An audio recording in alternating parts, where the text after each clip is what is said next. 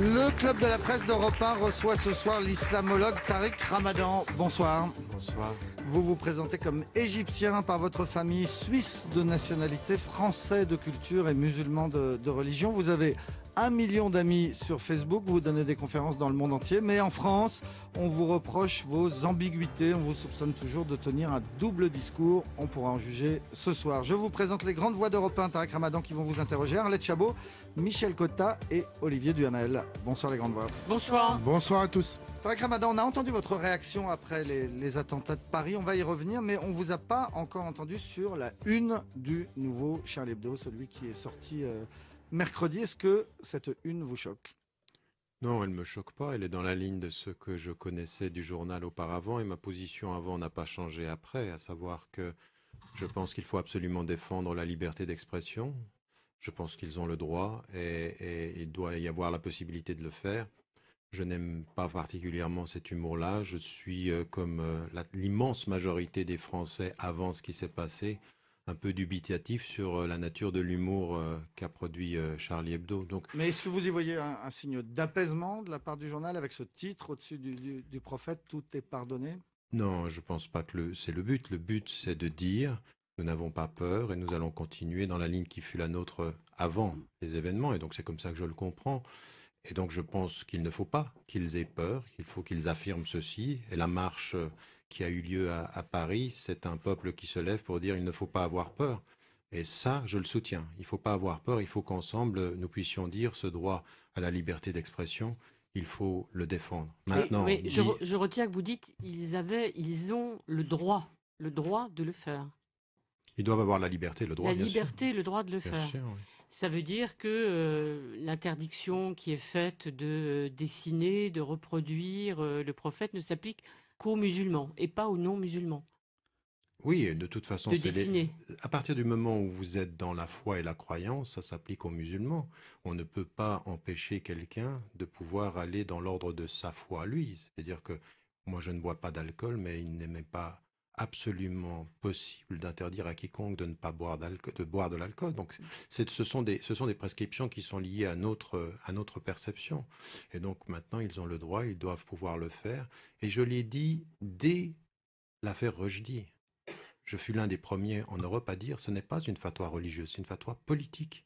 Et donc, j'étais opposé à cette fatwa, comme j'ai été ensuite opposé à n'importe quel traitement, jugement, procès contre la liberté d'expression. Dans tous les cas, tous ceux qui se sont passés, même avec Houellebecq, je pense qu'il ne fallait pas aller au tribunal. Il faut laisser la liberté d'expression s'exprimer, tout en disant, en tant que citoyen, que quand on a un droit, la pensée et la citoyenneté supposent qu'on a la responsabilité d'en faire un bon usage. Après, chacun fait comme il veut. Donc, ils ne commettent pas de sacrilège.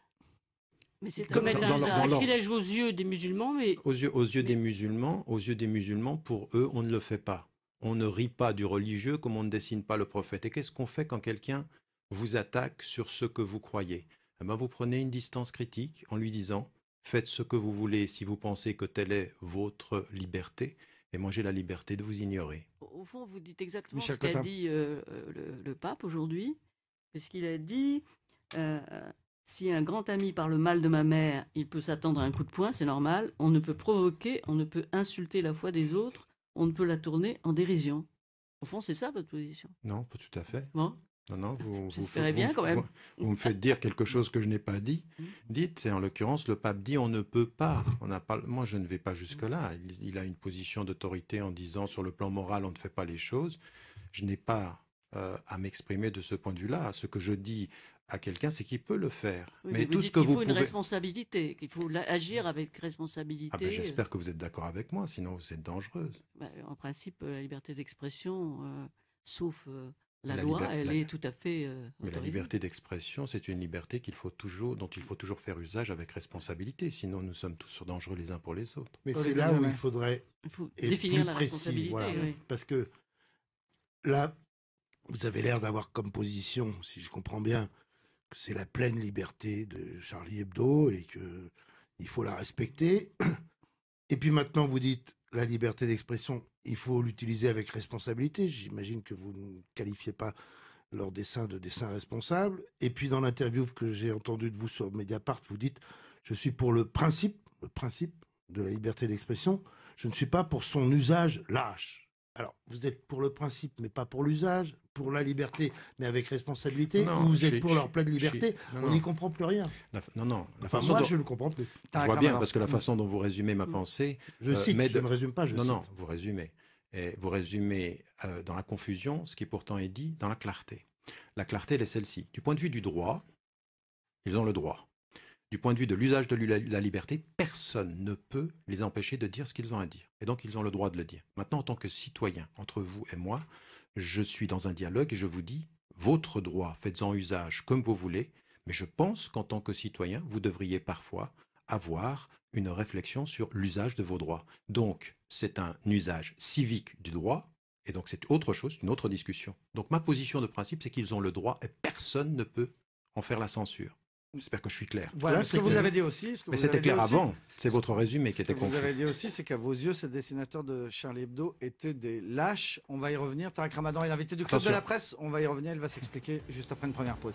Le Club de la Presse d'Europe 1 reçoit ce soir l'islamologue Tarek Ramadan qui publie De l'islam et des musulmans. C'est son dernier livre aux presses du Châtelet. Tarek Ramadan, donc on parlait de votre réaction juste après les attentats. Je crois que c'était le week-end dernier. Vous étiez sur la radio suisse et vous avez condamné rapidement ce qui venait de se passer en France avant de revenir sur les dessinateurs de Charlie Hebdo et de les traiter de lâches. Je n'ai pas compris le terme de lâche. On peut traiter de lâche celui qui ne prend aucun risque. En l'occurrence, ils venaient de mourir tous. Comment peut-on les traiter de lâches? Non, je pense que vous faites une erreur de chronologie. J'ai traité d'humour lâche ce qui avait été fait il y a, je crois, 3 ans lors d'une intervention que j'avais en face sur une chaîne française. Et on a repris ceci dans une interview de 2 minutes où on me rappelait ce que j'avais dit il y avait 3 ans. Non, moi je parle d'une interview en direct où vous étiez par Skype depuis Doha. C'était pas le week-end dernier, ça? Oui, non, mais ce à quoi on faisait référence, c'est un propos que j'avais tenu il y a 3 ans en disant que leur humour était un humour de lâche. Je ne les ai pas traités de lâche, j'ai dit que c'était un humour de lâche.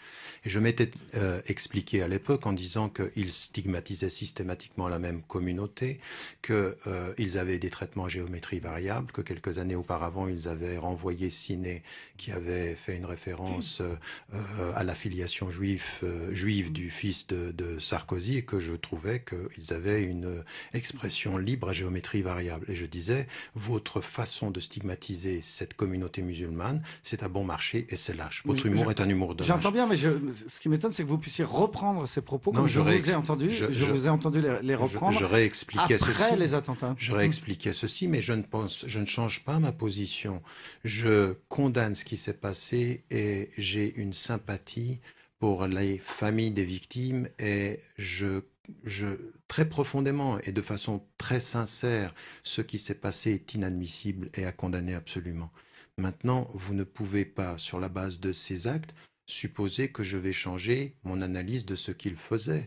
Je vais dire que cette espèce d'effervescence nationale autour de Charlie, attention qu'on se mette bien d'accord, je ne suis pas Charlie au sens où je ne suis pas pour des slogans. Maintenant, si vous me dites que Charlie, quand on dit je suis Charlie, on défend la liberté d'expression et on condamne le meurtre, alors oui, je soutiendrai ça. Mais s'il s'agit aujourd'hui de donner crédit à n'importe quel type d'humour, à n'importe quel type de production qui, avant les meurtres, se vendait à 60 000 exemplaires en France, eh bien je suis de l'avis de la très grande majorité des Français. Mais c'était pas très bon. Permettez-nous d'insister quand même, parce qu'une fois de plus, pardonnez-moi, mais ça n'est pas clair. C'est vos résumés systématiquement. Non, ce n'est pas clair quand... ce problème du mot lâche que vous réutilisez, c'est-à-dire que vous réutilisez le mot lâche pour des gens qui ont risqué leur vie, qui savaient pertinemment, pour certains d'entre eux, qu'ils risquaient leur vie, qu'ils l'ont dit, et qui se sont fait tuer. Comment est-ce que vous pouvez utiliser le mot lâche? Alors vous dites, je ne les traite pas de lâche, je dis c'est un humour de lâche. Ben, dire que c'est un humour de lâche, excusez-moi, mais c'est les traiter de lâche. Non, pas tout à fait. Bon, à fait, pas très loin quand même, hein. Non, ça, ce sont vos résumés. Vous avez une façon de résumer les choses qui n'exprime pas ce que je dis. On ne résume pas, on cite. Et quand on vous cite, vous dites, vous résumez. Monsieur, bah oui, monsieur, on cite, on ne va pas citer 3 phrases. Monsieur, en littérature élémentaire, la façon de citer est une façon de résumer. Donc, je vais redonner ma pensée dans son contexte. Sur le mot lâche. Oui, sur le mot lâche. Quand on s'en prend systématiquement à une communauté de la façon dont il l'est fait pendant des années, c'est un humour de lâche. Maintenant... ces meurtres sont à condamner. Je n'ai pas... Ça, j'ai entendu. Non, mais attendez, je ne vais pas dire que ce sont des gens courageux parce qu'ils sont morts de leur plume. Non, Ah bon? non, je ne le dis pas. Comme vous ne pouvez pas le dire. Vous ne Moi, savez je pas le dis, je jusqu'à... le pense. Oui, vous le dites et vous le pensez à ce moment très précis de l'histoire. Je pense que quand, pendant des semaines, on fait vivre un journal qui était en perdition sur la base de la stigmatisation d'une communauté, de la façon dont il le faisait, Mais ça vous n'est savez, pas... ça c'est la 4e fois que vous dites qu'il stigmatisait systématiquement Oui, la bien même sûr. communauté, ce qui est faux, excusez-moi. Mais regardez, et Dieu sait qu'il y a des catholiques qui s'en Dieu sont, sait. et c'est leur droit, Dieu indignés, sait. mais Dieu sait qu'ils s'en prenaient aussi au C'est aux pape, qu'ils s'en catholiques, la prenaient preuve, aussi le aux pape, catholiques, oui. etc. Donc vous ne pouvez pas dire qu'ils s'en prenaient qu'aux musulmans, c'est juste faux. Non, C'est juste attendez, faux. attendez, qu'on se mette bien d'accord là-dessus. Oui. Le Charlie Hebdo a une histoire. Et quand c'était Harakiri, c'était une chose. Quand les dernières années, c'était autre chose.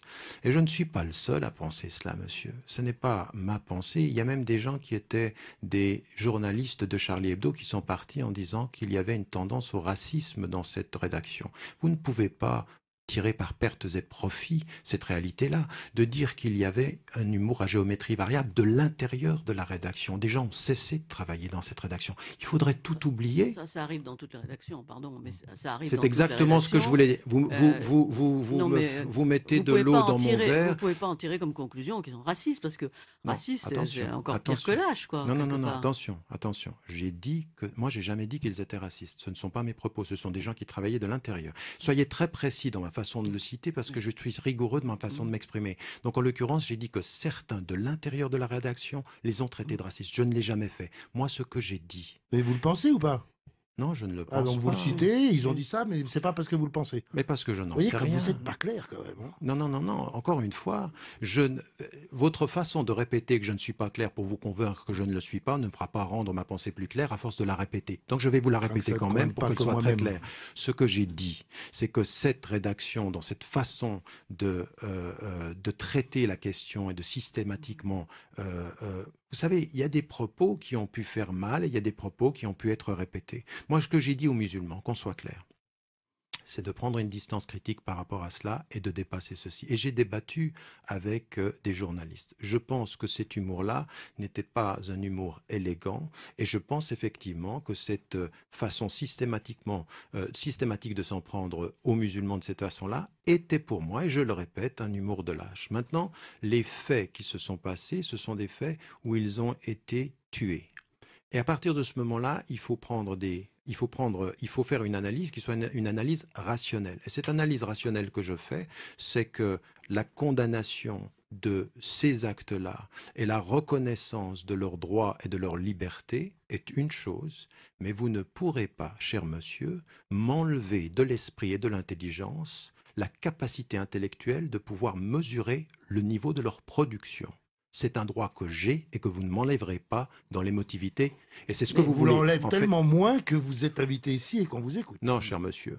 Votre façon de dire que mon propos n'est pas clair, c'est que vous me l'enlevez. Vous êtes en train de Dans un m'assigner. débat, si on n'a pas le Cher droit de dire à monsieur, quelqu'un que son non, propos n'est pas clair, non, parce c'est- qu'il est vous très n'avez pas le clair. droit, ça, vous Non, avez le parce droit que de dire, mais s'il est très clair, ce que vous cher cessez de monsieur, répéter. vous répétez systématiquement qu'il n'est pas clair et vous m'assignez à devoir dire il faut que je sois de leur côté pour montrer que je suis ouvert. Ben non, je fais la critique des Je deux. vous et assigne je- à rien du tout. Eh bien pourtant. Alors, Arlette Chabot. oui, je veux dire, vous parlez de la responsabilité personnelle. Quand on vous entend, effectivement, le mot lâche nous interpelle. Vous dites de façon intelligente parce que vous êtes intellectuel, sophistiqué, ce que certains disent de façon très simple. Au fond, ils l'ont bien cherché. Ah, pas du tout. Non. Vous voyez, j'ai un petit problème avec votre façon de traduire ma pensée qui est complètement à côté. J'ai dit ça. Donc je Vous dis ça. avez- vous Non, avez je n'ai entendu pas ça dit ça. Je dis que est-ce que c'est aussi éloigné de cette expression qu'on a entendue de la part de certains qui étaient effectivement choqués par les dessins de Charlie et qui, après cet assassinat, qu'ils condamnent, disent Alors, mais après tout, ils l'ont bien cherché. Madame Chabot, permettez-moi d'être encore plus clair. Celui qui dit qu'ils l'ont bien cherché est quelqu'un qui, de ce point de vue-là, fait preuve de malhonnêteté, et sur le plan intellectuel et sur le plan du jugement moral. Puisque si vous condamnez ces actes-là, il n'y a pas à bien le chercher. Rien ne justifiera jamais, dans mon esprit ni dans ma langue, le fait de pouvoir être assassiné pour une production humoristique ou pour n'importe quelle autre production. Il faudrait quand même que vous sachiez que j'ai pris des positions dans le monde majoritairement arabe, parce que je ne peux pas rentrer dans 6 pays arabes sur ces questions de la liberté-là. Donc il y a celui qui vient vers moi et qui oserait dire « ils l'ont bien cherché » ou qui réduirait ma pensée à quelque chose qui est si peu clair que je pourrais tendre vers ceci, serait quelqu'un qui serait dans la malhonnêteté intellectuelle dans le résumé de ma pensée encore. Donc je n'y ai pas pensé ça. J'ai pas... Là, c'est clair. Est-ce que je suis malhonnête? Parce que c'était pas clair tout à l'heure encore. Vous allez me le dire combien de fois que c'est pas clair quand je vous dis que c'est clair, vous n'êtes pas content. Non, mais parce que c'est pas mal. C'est très habile de dire 2 fois clair entre 2 pas clair. En question d'habileté, vous êtes le champion absolu, là, je vous le reconnais. Ah, ça c'est facile. Ça c'est un coup en dessous de la ceinture, mais je le prends comme il est. Est-ce que je suis malhonnête intellectuellement? Est-ce que je résume mal vos pensées si je vous dis que ce qu'on entend depuis le début de cette émission, c'est « je condamne, mais ». Moi, c'est ce que j'entends. Je condamne, mais... Non, la conjonction de coordination est fausse. Je condamne et j'ajoute un certain nombre de choses. Et je pense que vous, journalistes, vous feriez bien de faire en sorte de ne pas nous mettre, nous, les citoyens français ou les citoyens européens, en face d'une alternative, c'est et ou. Vous savez, George W. Bush a soumis les États-Unis à quelque chose qui était une horreur. C'est-à-dire qu'il a soumis les États-Unis dans l'émotion à « si vous n'êtes pas avec moi, vous êtes contre moi ». Et ça a donné le Patriot Act et ça a donné ce que l'on voit encore aujourd'hui. Faites en sorte, s'il vous plaît, qu'en France, on n'en vienne pas là. Faites et mettez toujours la conjonction de coordination « et ». Il faut nous réconcilier avec la complexité et non pas nous imposer la simplicité émotionnelle. C'est pas comme ça qu'on s'en sortira. C'est « et ». Et ce que je dis, c'est que donnez-moi le droit, en tant que citoyen, en tant qu'intellectuel, de pouvoir dire et d'avoir un jugement critique sur la production artistique des êtres humains, quels qu'ils soient, vivants ou morts. Vivants ou morts. Et de dire que je condamne ce qu'il est, le meurtre, c'est une chose, dire que je suis critique par rapport à leur production en est une autre. Et si vous mélangez les deux, vous n'aidez pas la France à se le relever. Vous donnez une impression d'unité dans l'émotion simpliste. Pour que les choses soient toujours claires. Pardon, Michel. Alors attendez, comme tout le monde a envie de parler, vous savez ce qu'on va faire dans ces cas-là. On marque une pause et on revient tout de suite avec Tarek Ramadan qui vient de publier De l'islam et des musulmans et qui est l'invité du Club de la Presse jusqu'à 20h. Et c'est Tarek Ramadan, l'islamologue, philosophe suisse, qui est l'invité du Club de la Presse ce soir face à Arlette Chabot, Olivier Duhamel et Michel Cotta qui vous pose la prochaine question. En lisant votre livre, on a l'impression qu'effectivement la clarté est très difficile parce que on a l'impression que souvent, c'est vous qui le dites, on emploie un mot d'une certaine façon alors que les musulmans l'emploient d'une autre façon, c'est le mot djihad. Par exemple, qui pour nous représente la guerre, et vous parlez de paix. Alors, finalement, il y a beaucoup de contradictions, de mésententes. Est-ce que ça peut s'arranger? Est-ce qu'on peut tomber d'accord sur certains mots? Est-ce que vous pouvez convaincre en disant, finalement, on ne dit pas les combattants djihadistes, les djihadistes, c'est la paix? C'est un tout petit peu plus compliqué que ceci, mais en termes méthodologiques, je commencerai avec ce que vous dites. Il y a un vrai malentendu terminologique. Et les premiers responsables de cela, ce sont les musulmans eux-mêmes. C'est-à-dire qu'à partir d'un certain moment, il y a un certain nombre de termes sur lesquels il faut absolument s'arrêter et vis-à-vis desquels il faut donner des définitions beaucoup plus claires. Et je ne dis pas que le djihad c'est la paix, je dis c'est le chemin vers la paix. C'est-à-dire c'est la gestion des tensions. C'est un chemin compliqué, avouez. Mais tous les chemins vers la paix sont compliqués. Mais la complexité du chemin ne met pas en cause le fait qu'il y a un chemin vers quelque chose. Et donc, en l'occurrence, d'abord, même d'un point de vue personnel, on parle de djihad, c'est-à-dire djihad en-nafs, c'est la lutte avec soi-même, qui est le cheminement par lequel on va maîtriser les aspects les plus sombres de sa personne pour essayer de trouver la paix intérieure. Ça, c'est les traditions spirituelles. Et puis, dans la réalité du monde, il y a quelque chose qui est très, très important, c'est-à-dire le djihad. Il y a 80 occurrences du terme djihad dans les traditions. Et il y en a une qui réfère au qital, c'est-à-dire la lutte armée, et qui n'est permise en islam qu'en situation de légitime défense. C'est-à-dire que si vous m'agressez, je suis légitimé à résister. Et donc de ce point de vue-là, Mandela avait raison et il résumait dans sa formule quelque chose qui est tout à fait islamique. C'est l'oppresseur qui choisit les armes de défense, de la légitime défense de l'opprimé. Mais ça veut dire que vous pensez qu'il y a une incompréhension totale, finalement, entre les religions? Pas du tout. Est-ce que dans ce que je viens de dire, vous avez compris? Oui, j'ai essayé. Je suis un peu lente, mais enfin, j'ai essayé. Non, c'était pas du tout permis. Je vous prie de m'excuser si vous avez pensé que c'était une question. Non, C'était pas une question sur votre J'étais pas vraiment intelligence. inquiète. Non. Non, c'était pas une question sur votre intelligence, c'était une question sur notre communication. Est-ce que ce que je viens de dire a été compris? À partir du moment où ce que je viens de dire a été compris, c'est que c'est possible. C'est-à-dire qu'à un moment donné, quand on est dans un dialogue, où on est dans l'écoute, c'est possible, effectivement. Et là, nous avons à faire un travail. Moi, c'est ma responsabilité première. Moi, je suis né et j'ai vécu en Occident. Je suis un occidental, et je suis un Européen, et je suis un Suisse.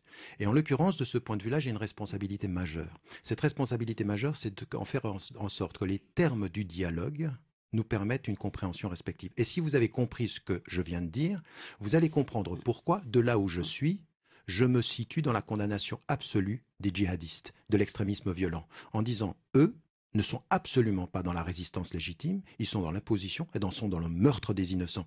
Et c'est pour ça que dès les années 96, quand il y a eu des citoyens suisses qui se sont rendus en Égypte et qui ont été tués par des extrémistes violents, j'ai dit que ces gens-là étaient une trahison des valeurs de l'islam. Et qu'il fallait... C'était en 96. Alors, qui le trahit et qui le représente? C'est d'ailleurs une Ramadan, question que vous posez. Pour compléter ce que dit Michel, le djihad, et vous venez de le dire, c'est une légitime défense contre l'oppression. Donc le djihad est justifié, dites-vous, en Tchétchénie, en Afghanistan, dans les territoires palestiniens, contre l'État israélien, c'est ce que vous dites.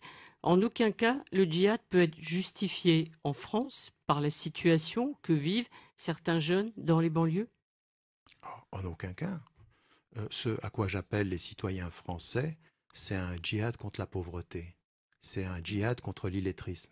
C'est un djihad contre l'aliénation. C'est un djihad contre l'ignorance. J'ai lancé, il y a plusieurs années de cela, à l'île Maurice, un djihad contre la pauvreté. Vous savez, un tout petit peu dans les termes de l'abbé Pierre qui parlait de la guerre contre la pauvreté. Donc, ça, on peut le comprendre. Donc, on n'est pas loin. Ça, ce sont des choses qu'on peut comprendre. Mais il Donc, prend quelle forme, ce djihad? Pardonnez-moi, il prend quelle forme? En aucun cas des actions violentes? Absolument pas violentes. Non, c'est au contraire. Peut-être qu'il faut laisser tomber ce mot, tellement il est ambigu finalement et tellement il a des sens vous différents. Vous ne pouvez pas. Ce qu'il faut faire par rapport à une tradition, vous ne pouvez pas enlever à une civilisation, à une religion, la terminologie qui la fonde. Par contre, vous pouvez demander à ses acteurs et à ses membres d'en clarifier le sens. Et c'est au nom même de cette compréhension du djihad que je peux me positionner par rapport à ceux qui vont tuer. Mais cette bataille-là, vous ne pensez pas, c'est très important la bataille sur les mots, et cette bataille-là, vous ne pensez pas qu'elle est complètement perdue? C'est-à-dire qu'aujourd'hui, tout le monde comprend djihad comme soulèvement violent, y compris par les armes du terrorisme contre l'Occident, contre les mécréants, contre les convertis qui ont trahi la religion musulmane, contre les juifs, contre les chrétiens, contre les athées, contre ceux qui profanent Mahomet, etc. Non, tout le monde le comprend comme ceci à la lumière de la couverture médiatique. Mais dans le monde majoritairement musulman, on ne comprend pas ces termes de cette façon-là.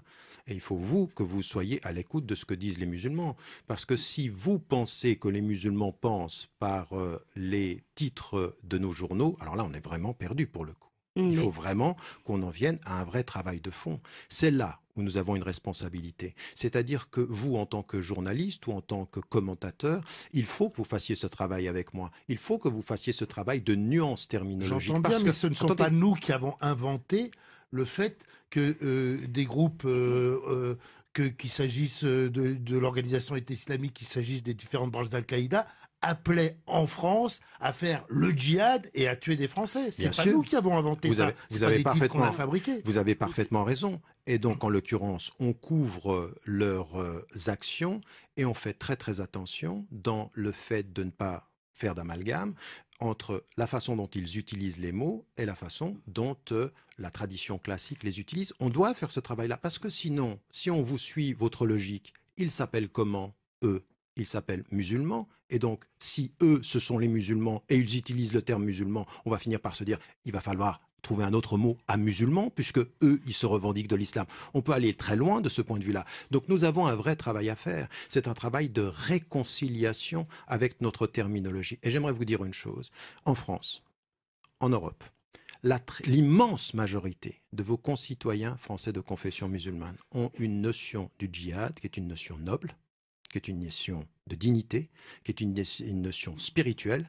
Et c'est à vous aussi de faire en sorte, quand vous couvrez l'actualité de ceux qui tuent, de donner la place à la majorité silencieuse que l'on n'entend plus. Alors, C'est votre aussi de responsabiliser. Qu'est-ce qu'on emploie comme mot alors pour parler des attentats ou pour parler de ce qui se passe en Syrie, pour parler de ceux qui sont égorgés, exécutés là-bas? Les jeunes Français qui partent, on ne dit pas qu'ils doivent partir faire le djihad en Syrie? Enfin, Non, eux non, disent non, ça. non. Mais eux Attendez. disent ça. Eux, c'est le terme qu'ils emploient. Voilà, non, mais moi, ce que Donc je suis nous, on en ne train- le dit pas. Non, non, vous le On dites. ne doit pas le dire. Non, j'ai pas dit ça. Non, je pose la question. Je dis, vous utilisez les termes qu'ils emploient en précisant qu'il s'agit de leur compréhension et qu'il y a une autre compréhension à ces termes-là. En d'autres termes, si j'utilise un terme et que j'en dévoie le sens, vous, dans votre ordre de pensée, si je le fais en français par exemple, vous allez dire entre deux virgules, selon sa compréhension ou selon sa définition. De français à français, vous le faites, mais vous en perdez la nuance terminologique quand il s'agit de l'arabe au français, parce que ce saut entre la langue vous permet de laisser entendre que votre façon de le traduire en français, c'est le sens arabe. Non, Mais il vous faut faire comprenez bien avec... qu'on peut faire ça dans une émission sur temps long comme on le fait ici, mais qu'on peut pas à chaque fois qu'on fait un flash d'information Ouais, dire et monsieur. qu'ils partent le djihad selon leur conception qui n'est pas celle de Non, la majorité attention. des musulmans. C'est juste impossible. On est bien d'accord que parfois, on doit couvrir les événements tragiques. Et là, on va résumer les choses de cette façon-là. Mais monsieur, la situation, elle est trop grave pour penser qu'on va résoudre nos problèmes uniquement par les formulations des informations. Mais alors, Il comment faut les aujourd'hui que Ouais. ces émissions que nous avons là, ce qu'on est en train de faire ici, c'est capital. Ce qu'on est en train de faire là, de faire comprendre à nos auditeurs qu'il y a une profondeur terminologique, que l'islam est aussi complexe que le christianisme ou que le judaïsme, qu'on n'y entre pas en prenant deux mots ici et là et on construit l'univers de l'autre. Non, je suis aussi complexe que vous dans la terminologie. Et dès qu'on a compris ceci, on a compris une chose, Alors- c'est on a une humilité intellectuelle par rapport à son objet. Il faudrait commencer par une humilité intellectuelle par rapport à son objet. Ça nous ferait du bien à tous. Alors justement, quels sont les mots que vous employez pour qualifier, par exemple, les 3 terroristes qui sont intervenus la semaine dernière à Paris? Ah, moi, je Si parle on- moi, je peux parler de terrorisme, je peux parler d'extrémisme violent. Vous savez, j'étais dans la commission de Blair qui a duré 1 mois et demi juste après les événements de Londres et on a eu des discussions. Ils ont évité de parler de radicalisation parce que c'est un terme polysémique. Ils ont parlé et on a terminé par l'extrémisme violent, c'est-à-dire une notion d'extrémisme dans l'acte et de violence dans sa traduction. Et je trouve que parfois les périphrases ou parfois les formulations permettent d'avoir un meilleur sens de cela. Et quand on parle, par exemple, de salafisme, djihadisme, on va avoir toute la compréhension. Donc, il faut s'armer de cette terminologie pour faire attention. Vous savez, la confusion commence dans la confusion terminologique. Et si on ne le fait pas, on va Oui, on mais va les tout expressions confondre. que vous proposez ne contiennent pas le terme musulman. Il y a eu un vrai débat ces jours-ci en France là-dessus. Vous avez eu Laurent Fabius, ministre des Affaires étrangères, qui disait qu'il ne voulait pas employer le terme islamiste parce que ça renvoyait indirectement à l'islam et que ça produisait des effets négatifs et qu'il fallait donc juste parler de terroristes. Et puis vous avez vu des gens qui disent ça y est, on continue dans la dénégation, dans le déni du réel. Et puis vous avez eu Manuel Valls qui a fait un discours à l'Assemblée nationale mardi, ovationné par l'ensemble de l'Assemblée, dans lequel lui, il a employé les termes islamiste radical, fondamentaliste, islamiste, etc. Alors là-dessus, on ne doit pas avoir ni Je pense, vous savez, islamiste ni extrémiste musulman. Il faut cacher ces mots-là Monsieur- alors que c'est quand même la vérité non, aussi. Non, ne me faites pas dire ce que Non, j'ai je ne pas vous dit. fais Je rien vais- dire, je pose une question. D'accord. Je vais essayer d'être suis clair devenu entre deux prudent. positions. Je ne suis pas la position de Valls et je ne suis pas la position de Fabius. Je pense qu'il y a une voie médiane. Et la voie médiane, c'est de pouvoir utiliser le terme de musulman, extrémiste violent. Parce qu'il y a cette notion de la référence à l'islam, parce qu'ils s'en revendiquent. On ne va quand même pas nier le fait qu'eux se revendiquent de l'islam. Voilà. Et je vais même Ni qu'il dire... soit violent, Il soit violent. ni qu'il soit extrémiste. Exactement. Donc je pense qu'à partir d'un Est-ce qu'on peut certain ajouter moment... barbare, par exemple? Ou salopard? Si vous voulez, oui. Mais il y a Est-ce que des vous utiliseriez ces termes-là? Moi, pour n'importe quelle personne sur la Terre, je n'utilise pas barbare ou salopard. J'ai un peu plus de pondération dans la formulation, mais de vous dire que Même je pour pourrais les le... dessinateurs de Ça- Mais Charles. Pardon. Derek Ramadan, Simplement, effectivement, qui le Ah non, représente, là, c'est pas sympa. qui le J'ai même représente pas pensé à l'islam, qui le représente l'islam et qui le trahit pour vous? Ça, c'est une excellente question parce que je pense qu'il faut... Vous savez, j'ai écrit un livre qui, malheureusement, j'ai un grand problème avec mes interlocuteurs en France, c'est que souvent, on me reprend sur des émissions comme celle-ci, mais on ne lit pas mes livres. J'ai un livre que j'ai écrit il y a quelques années qui s'appelle « La réforme radicale ».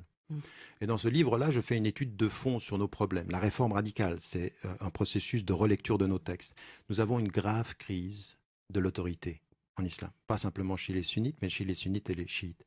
Parce que ce qui a été une diversité qui aurait pu donner une richesse est devenu une cacophonie et une division. On ne sait pas qui parle pour les musulmans aujourd'hui. Oui, l'islam est en guerre intérieure, c'est ça? Non, c'est pas. Non, ça c'est aussi une formulation que j'avais entendue en disant non, c'est plus complexe que ça. Et parce qu'il y avait une autorité. Il y a eu une autorité?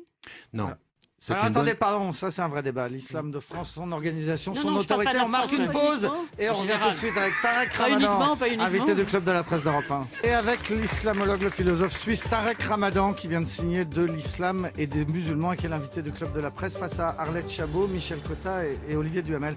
Tarek Ramadan, une partie importante des Français, vous avez découvert la première fois lors d'une célèbre émission de télévision qui avait fait beaucoup de bruit, c'était sur France 2, vous étiez face à Nicolas Sarkozy, et il y avait eu cet échange assez spectaculaire entre le futur candidat à la présidence et vous sur la question du moratoire sur la lapidation des femmes adultères. Vous avez dit que vous étiez pour un moratoire et Sarkozy vous avez dit qu'est-ce que ça veut dire? Ça veut dire moratoire, c'est arrêter provisoirement. Donc vous avez dit on arrête seulement provisoirement et ensuite on reprend la lapidation des femmes adultères. Je pense que tout le monde s'en souvient. J'ai deux questions. La première, c'est est-ce que vous en gardez un très mauvais souvenir? Et la deuxième, vous en êtes où sur cette question? Permettez-moi encore, je suis désolé, j'ai vraiment, encore une fois, hein, on dit souvent que c'est ma façon de parler qui est problématique. Parfois, c'est la façon de m'écouter et de m'entendre. J'ai jamais dit ce que vous avez dit dans la deuxième partie. Je n'ai jamais dit on arrête et on reprend. Au contraire. Non, c'est Sarkozy qui vous avait dit ça. Vous aviez évoqué le mot moratoire de la lapidation des femmes adultères et Sarkozy l'avait traduit par cette phrase. Vous voulez donc qu'on arrête avant de reprendre. Voilà. En fait, c'est pas du tout ça que veut dire un moratoire. Aux États-Unis, Amnesty International, dans sa stratégie par rapport à la peine de mort, utilise le concept et la stratégie du moratoire, c'est-à-dire c'est une étape dans laquelle on ouvre le débat parce qu'on sait que si on va directement sur l'abolition, c'est perdu d'avance. Et donc, en l'occurrence, j'avais dit ma position, que moi j'étais contre, mais que ma position, elle. Et j'avais expliqué, en l'occurrence, mais il a été particulièrement habile. Il a été habile pour gagner apparemment la victoire du moment, mais je l'ai remercié d'avoir été mon agent de presse pour tout le reste. Parce qu'il m'a permis d'avoir un impact particulièrement important dans le monde majoritairement musulman. Pourquoi? Parce que ma position, elle est la suivante. Ma position, elle est qu'on ne peut pas ne pas considérer qu'il y a des textes. Et en particulier, en l'occurrence, ça n'avait rien à voir avec les femmes adultères, parce que la question de la lapidation, c'est pour les hommes et pour les femmes en islam. Il n'y a pas de femmes adultères et c'est pas spécifié. Mais moi, je parlais de tout ça. Je parlais du moratoire sur la peine de mort, du moratoire sur la lapidation et du moratoire sur les châtiments corporels. Et en l'occurrence, dans ma position, c'était de dire aux musulmans, et regardez la position comme elle est beaucoup plus forte que simplement de faire plaisir aux Français. Moi, je ne suis pas là pour faire plaisir aux Français, je suis là pour faire avancer la pensée musulmane de l'intérieur aussi. C'est dire maintenant on arrête tout. Moi, je ne veux plus que votre gouvernement fasse silence quand Sarkozy part en... On ne peut pas, en tant que musulman, être contre la peine de mort. Le Conseil du droit musulman américain a pris une position récemment de soutien au moratoire sur la peine de mort, au moratoire technique sur la peine de mort. Donc je fais avancer les choses. Moi, je ne suis pas là pour gagner des élections, je suis là pour faire évoluer. Vous allez travailler avec qui? Vous allez réfléchir avec qui pour relire ce Coran, comme vous dites dans votre livre, le contextualiser, donc le relire, le mettre en conformité avec les sociétés dans lesquelles nous vivons aujourd'hui. Qui va le faire? Je vous posais la question tout à l'heure, il y avait des autorités autrefois dans l'imam? Dans l'islam sunnite, il y en a eu, il n'y en a plus. Qui décide, qui parle, qui est capable de faire ce travail? Vous avez raison. Ce que je disais, c'est que nous sommes en crise. Et dans l'histoire, il ne faut pas idéaliser le passé. Il y a toujours eu des divisions dans les traditions musulmanes, sunnites comme chiites. Ce qui était dans le passé une réalité aussi, c'est que cette diversité était parfois mieux gérée qu'elle ne l'est aujourd'hui. Aujourd'hui, nous sommes dans une division. Et moi, ce qui m'intéresse aujourd'hui, c'est tout le travail d'institutionnaliser le débat interne. C'est de cesser la foire d'empoigne. Moi, ce qui m'intéresserait en France, plutôt que d'aller discuter avec les ambassades algériennes, marocaines, tunisiennes, turques et saoudiennes, comme on le fait encore aujourd'hui, après 4 générations, et qu'on continue à dire de ces Français qu'ils sont d'origine immigrée, donc on parle à leurs ambassades, eh bien qu'aujourd'hui, on développe des institutions où la formation des imams, elle se fasse ici, et qu'on développe 4 indépendances. Indépendance financière, indépendance politique, indépendance intellectuelle, indépendance religieuse. C'est de ça dont je parle aujourd'hui. Et donc, aujourd'hui, avec qui je parle, eh bien, depuis toutes ces années, je fais en sorte d'être en contact avec des savants musulmans dans le monde majoritairement musulman, dans le monde asiatique, dans le monde africain. Je fais un travail d'institution qui est de travail de relecture. 11 domaines. Le domaine de l'éducation, le domaine de l'environnement, le domaine de la médecine, le domaine de la politique, le domaine de l'art, pour qu'on fasse ce travail-là. Donc c'est un travail qui n'est pas à présenter en 5 minutes devant Monsieur Sarkozy. C'est un travail à présenter sur des générations. Je travaille sur le temps long. Il doit y avoir un islam de France, pour l'instant, il n'est pas là. C'est-à-dire que le Conseil français du culte musulman, il est tenu, dirigé, inspiré par les Marocains, les Algériens. Est-ce que vous soutenez la proposition de Malek Chebel, qui est une autorité démocratique élue, un peu sur le modèle du CRIF, pour qu'elle soit légitime? Le CRIF, c'est plutôt un organe politique. C'est le consistoire qui serait plutôt la référence religieuse par rapport à la tradition juive. Mais donc, en l'occurrence... Attendez, quand Sarkozy a commencé à suivre Chevènement dans l'idée du CFCM, j'avais pris position en disant il ne peut y avoir de représentation en France que dans un travail de démocratique et d'élection par le bas. À quoi Sarkozy avait répondu non. La représentation musulmane n'a pas forcément besoin de démocratie. C'est beau comme réflexion d'un démocrate. En l'occurrence, oui. Je pense qu'il faut que nous ayons aujourd'hui un mouvement qui parte du bas, c'est-à-dire la représentation locale, et qui monte. Dans l'indépendance totale de toutes les ambassades. Nous ne sommes pas prêts en France. Mais ce n'est pas que nous ne sommes pas prêts à cause des ambassades, c'est que nous ne sommes pas prêts à cause des autorités françaises. Les autorités françaises ne font pas suffisamment confiance à leurs citoyens de confession musulmane. C'est ça le problème. Et donc là, il va falloir qu'on change ceci. Il faut qu'on change les termes du débat. Deuxième élément que je voulais mettre en évidence par rapport à ce dont nous parlons. Moi, je vais même plus loin que l'islam de France. Moi, je parle d'islam français en disant une chose. Il y a un islam du point de vue des principes universels et puis français du point de vue de la culture. Et il faut qu'il le soit. Et ça veut dire que l'institution, il faut qu'elle se passe ici. Il faut qu'on fasse confiance à nos citoyens ici. Mais ça, je dis ceci depuis 30 ans, sans doute. Et j'ai l'impression de prêcher dans le désert. Parce que on me dit, mais comment ça se fait? Vous avez un discours. Les musulmans, ceux dont vous parlez, qui sont sur Facebook, où on dit on a un double discours. Moi, j'aimerais savoir où il est ce double discours. Je parle où entre deux posts sur Facebook. C'est partout. Tout ce que je dis est partout visible aujourd'hui. Et ce discours, il est le même. Mais il se base sur une chose par rapport à la représentation. C'est qu'il faut aujourd'hui que nous entrions dans une vraie réflexion qui parte du principe que ce sont les citoyens français qui vont construire cet islam-là. Mais j'aimerais vous dire une autre chose. Qui les forme aussi, les imams français? Ils doivent être français. Ils doivent formés. Prêcher en français. Non, est-ce que vous considérez qu'ils sont assez formés? Tous ne sont pas formés, mais vous avez beaucoup de gens qui sont très formés. Il faut les former en France. Il faut les former en France, en langue française. Ils doivent prêcher en français. Bien sûr, bien mais vous savez, j'ai l'impression. Je veux dire, qui paye la formation? Parce qu'on est dans un pays, on va dire, qui paye la formation? Non, mais vous savez, je vais vous dire une chose. La capacité à générer des ressources financières de la communauté musulmane en France est énorme. Mais je vais vous dire une chose, quand vous venez vers un maire avec de l'argent qui vient de la communauté religieuse, vous avez 10 fois moins la possibilité de construire un lieu de culte que quand vous venez avec l'argent saoudien. Où est la faute? Pourquoi? Parce qu'en fait, les Saoudiens ont le contrôle du discours avec lequel, finalement, on est assez d'accord, tant qu'ils donnent l'argent. Mais vous ne pouvez pas demander. Mais c'est ça le problème. Enfin, vous pouvez pas. Ce que prêchent certains, on n'est pas franchement d'accord avec eux, avec l'islam qu'ils prêchent. Oui, mais c'est ça le problème. C'est ça le problème. C'est-à-dire qu'on est d'accord avec leur argent, on n'est pas forcément d'accord avec leur idée. Alors on sacrifie les idées pour gagner leur argent. Voilà ce qui est en train de se passer concrètement en France aujourd'hui. Et donc, en l'occurrence, moi, ce qui m'intéresse, c'est que vous changiez peut-être de lunettes sur 2 points. Le premier point, c'est que quand vous dites où il est cet islam de France, eh bien, je vais vous dire une chose. Moi, ça fait 30 ans que je suis sur le terrain et je parle de révolution silencieuse.